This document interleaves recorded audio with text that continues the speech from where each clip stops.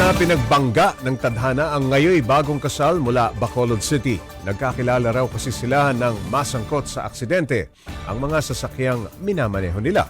Para bigyan ng mukha ang balita, Mobile Journal Ivan Taring. Pangan sang Ginoo kag sa aton pamilya kag mga abyan. Ito ang big day ni na Patricia May Ubas at Michael Cubo. Ikinasalang dalawa nitong May 2, 2026. Pero ang kanilang kasalan, bunga pala ng banggaan. Taong 2019 na masangkot sa aksidente ang SUV ni Patricia May. Ang nakabangga sa kanya, ang pick-up ni Michael. Nahiya na akong bumama doon na time kasi ang dami ng tao. Sabi niya, Miss, okay ka lang muna. Parang magagalit pa daw sana siya kaso may nakita niyang maganda, hindi na. Nagkaareglo at isang taon din silang hindi na ulit nagkausap. Pero may plot twist pa pala. Sa gitna ng pandemya, muli silang pinagtagpo ng tadhana. Isang inquiry sa negosyo na nauwi sa imbitasyon ng kape. Time ko nang nung invite sa lalaki, sir, gusto mo magkape doon sa labas. Doon nag-start. So, nung nakita ko na yung kung gaano si Mike responsible sa family, doon na po. Every time na wala kaming gagawin, bakit ka nag-full stop doon sa intersection? Dapat hindi ka nag-full stop. Kung hindi ka nag-full stop, hindi kita nabangga eh. Gaya ng ibang relasyon, sinubok din sila ng panahon. Naudlot ang unang planong kasal matapos pumanaw ang ama ni Michael. Pero ngayong taon, naselyuhan at nabasbasan na ang kanilang pagsasama. Ang kanilang kwento, nag-viral pa nga. Just wait for the right time. Kasi kapag yung Diyos na yung gumalaw, ibibigay niya talaga sa'yo. Kahit hindi mo na hihingiin pa. Sa panahon ng mga planadong pagkikilala at dating apps, isang hindi inaasang encounter ang nagpapatunay na may mga kwentong hindi pinaplano pero nakatakda. Mga kapatid, Mobile Journal Ivan Taringki po hatid ang mukha ng balita. Pag-usapan pa natin ang love story ni na Patricia at Michael kasama si Mobile Journal Ivan Taringki. Okay, Ivan, una sa lahat, wala naman bang nasugatan sa banggaan nila? Gaano ba kalaki yung naging pinsala doon? Thankfully naman, no, Pops J, walang naman nasugatan, no?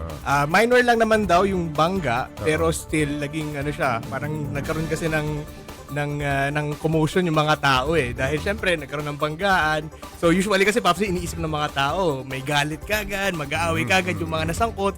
Pero this time around, no, Pops J, talagang hinayaan na lang. At yun nga, at the end of the day, banggaan talaga yung...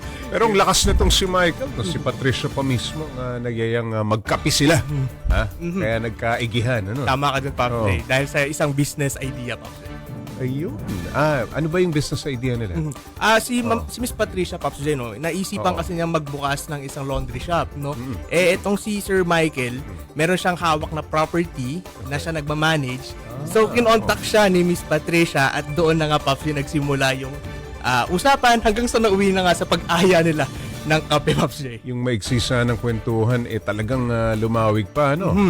Tama ka dun, Pops J, na dapat... So, nasundan pa yan, yung pagkakape nila na yan. Ayun, Pops J, tuloy-tuloy na, no? Hanggang dun sa na nga daw si Miss Patricia na pupunta sa bahay ni Sir Michael. Si Patricia pa mismo, nagbumisita kay Michael. Yan ang kwento sa atin, no, Pops J. At yun nga, no, hanggang sa siya na yung nagdadala ng pagkain, hanggang dun na nga doon, nakita niya ron. Sino ba nang ligaw dito? Si Patricia o si Michael? Ayan ang Pops J, yung medyo titignan natin, no? Pero ayun ang laging, yung kwento sa ating na love story nila, no? Hanggang sa nagkahulugan na nga sila, Pops J.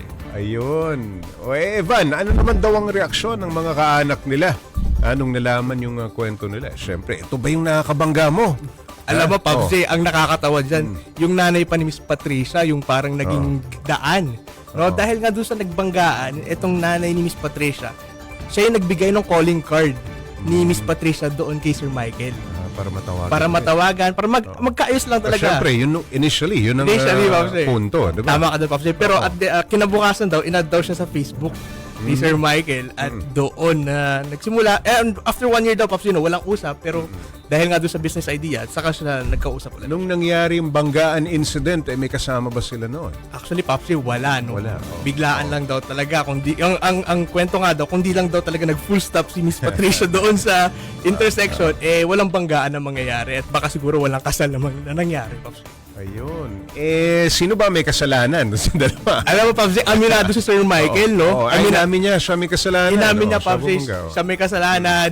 Di ko alam kung inamin niya ba talaga o para lang hindi sila mag-away. No, pero inamin niya sa atin na, Pops J, na siya talaga daw may kasalanan. Tumingi na siya ng tawad. Siya yung humingi ng tawad, siya yung bumaba, siya yung... Nagpagawa ng sasakyan. hindi nga daw Pops J, no? Wala. Hindi na daw Hindi na umabot doon. Hindi na umabot doon, hindi na daw Oo. pinagawa kahit daw car wash.